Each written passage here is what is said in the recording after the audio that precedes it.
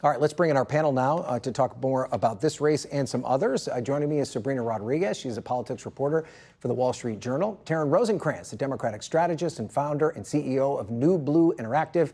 And Mark Bednar, Republican strategist and former advisor to House Speaker Kevin McCarthy. So, Sabrina, let's start with what's going on in Colorado and this kind of conversation, maybe we'll call it, that Democrats are having about the future of this party.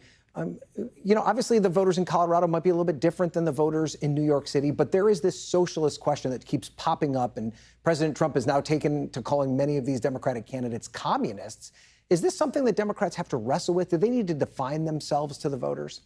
I think we've seen the Democratic Party for years now trying to grapple with this, going back to 2016 when Bernie Sanders was running against Hillary Clinton. So it's not exactly a new phenomenon, but we see it picking up steam when we see someone like Mayor Mamdani win in New York City, when we see 3 congressional candidates, 2 of which identify as Democratic Socialists. But I think it's a broader question in the party right now about how do you show that you are fighting? How does it show that you are going to bring about change? And the thing I consistently hear from voters on the campaign trail is just this exhaustion with Washington, this feeling that the government doesn't get things done, that whether you are a Democrat or Republican, if you are in Washington, if you are in Congress, what have you actually delivered? And that's created an opening for the progressive left to say, we want to jump in, we have radical ideas, we can bring about change. And you see the establishment side of the Democratic Party kind of struggling with how to grapple with it and navigate it. I mean, could that be playing out in Maine? There's a new poll out today that shows Graham Plattner, who's the anti-establishment progressive, leading Senator Collins, the long-term incumbent, by 2 points. It's within the margin of error, and before Mark says anything, we know that Maine is a very difficult state to poll. He has his own controversies that he's dealing with, but is there a sense, like, to your point, that voters are just sick of the establishment? It doesn't matter how you label yourself. If you're presenting something different, we're at least going to listen?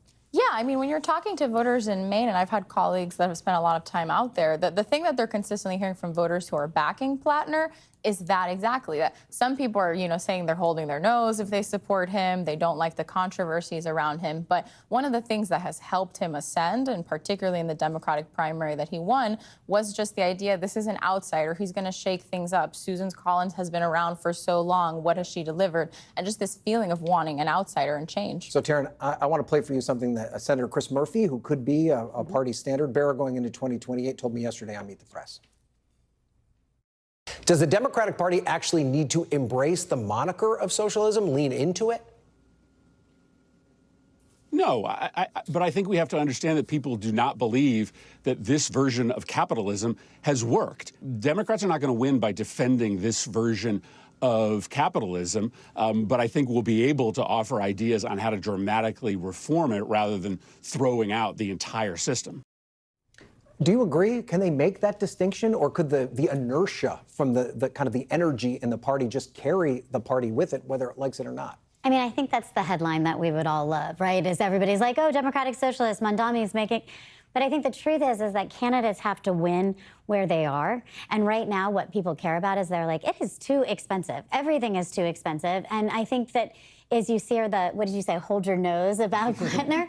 Like, I think some of this is about change. They want something different. So I don't think we need to get wrapped up in what the Democratic Party, there is never going to be a leader of the Democratic Party. Like, that's just not who we are. We're the big tent party, and we've been that way for hundreds of years. So you're just not going to see one unified message, because it's not, except that you can see the reason it's not is because we know this isn't working. Trump's policies are not working. It's more expensive at the pump, at the grocery store, our health care, at the places that matter. And that's what's going to matter to voters, not the moniker after the Democrat Party. Well, Mark, there's nothing that President Trump loves more than a moniker. And he's already taking advantage of this leftward push. He's called these candidates communists. He has really focused in here, particularly in Washington, D.C. He won't let Janice Lewis-George, who won, he says that Janice Lewis-George, who won the mayoral primary here, he's warning that she could destroy the city. He's gone as far as to call them godless communists. Is that taking it too far, or could the communist moniker actually resonate with voters in places like Iowa or North Carolina? Well, those same communists who call him a fascist and a Nazi on a regular basis, I mean, in terms of the rhetoric, like, of course, that's all over the map right now. But the fact, to your earlier point, if moderate Democrats are able to make a distinction to be able to separate themselves from socialism, that's only a failure on the part of Republicans. It's the job of Republicans in this campaign season heating up now, just a couple months away from the election. They need to do their best job of reminding voters, here's what these socialists who have won these primaries actually believe. And the best poker tell, the biggest poker tell, that you know that Hakeem Jeffries does not want to talk about this at all. He looks in every interview that he's giving, he looks like he's in a hostage video. He does not want to talk about this at all. He does not want to talk about Mamdani or any of these candidates or what they stand for. He tries to brush it off. So it's going to be incumbent upon Republican leadership, whether it's Speaker Johnson, President Trump, everyone in between, to actually tie all these candidates together. So, but I guess if I can understand what you're saying here, it's not so much about the labels, it's trying to identify what those labels mean in terms of votes and policy. For sure, absolutely. And if you get too hyperbolic, then voters will actually kind of write that off. But if you actually, even in the case of D.C., get down to the nitty-gritty of, does this candidate want to defund the police? Does this candidate not support curfews for teens who are causing problems in different neighborhoods that we've seen throughout the city? Okay. You know, those are really big deals that the president, he's focused on and he should highlight. All right, I want to talk about an issue that's kind of dividing the Republican Party right now, and that's the future around the president's Save America Act. Listen to what this House Speaker Mike Johnson said after returning from the White House just today, where he had a conversation with President Trump about this. Listen. I understand the frustration of my colleagues, the Senate Democrats, are refusing to move the Save America Act. Remember, we passed it 3 times in the House, and we intend to pass it again. But the only way to get that to the president's desk, we've been shown many times, is to put it on the reconciliation bill. So now we're talking reconciliation when it comes to the Save America Act, Sabrina. And what I found interesting was the response from Republicans with the speaker taking this route. Anna Paulina Luna, who's in his conference, suggesting that it's not going to work in reconciliation. Do you think that the speaker might misjudge the purists when it comes to this issue? They actually want to see what the president is asking for passed, and reconciliation might water it down in a way that it actually wouldn't have the intended consequences that President Trump is looking for?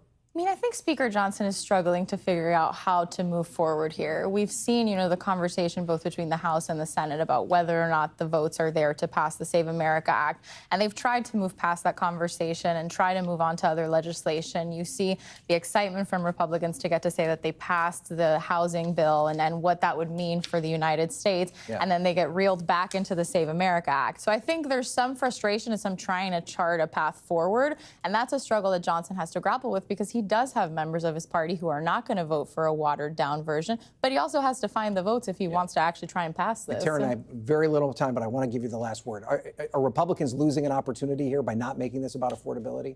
I think they are. I think we've got to be. That's the only thing we need to be talking about in this election right now, is that it is too expensive to live here, and how can we make that better? And if they stay away from that, it's going to be hard. Excellent work on the time cue, Taryn. You saved me there. Sabrina, Mark, thank you guys all for being here. We're back tomorrow with more Meet the Press Now.